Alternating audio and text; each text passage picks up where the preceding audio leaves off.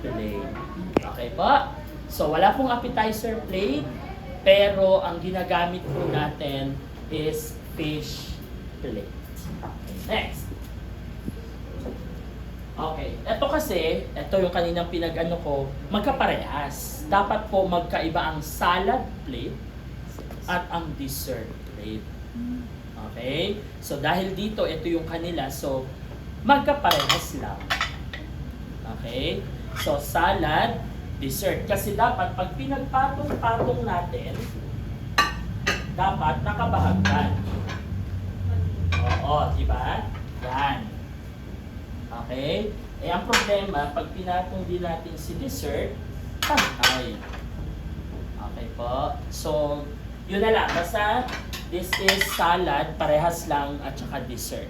Okay po? Pero sa ibang center, mas maliit ng konti sa fish. Okay? Mas maliit ng konti sa fish yung salad. Okay po. Next, dessert. Same. And, ano to? Soup plate. Okay? Soup plate. Ito po yan. So, next. We have, ano to? Bread plate. Bread plate. Okay? We have saucer. Saucer, coffee cup. Okay? Pag pinagsama, coffee cup with saucer or coffee cup with underliner. Okay po? So kung ito lang, saucer. Pag ito, coffee cup. Pero pag pinagsama mo yung iserve, coffee cup with saucer or coffee cup with underliner. Clear. Okay.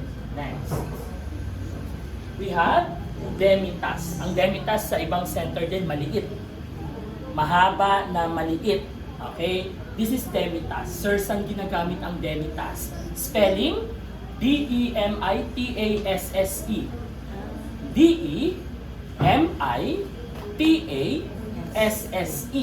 Demitas. Demitas cup. Sir, saan po ginagamit to? Tea. Diba? Napapansin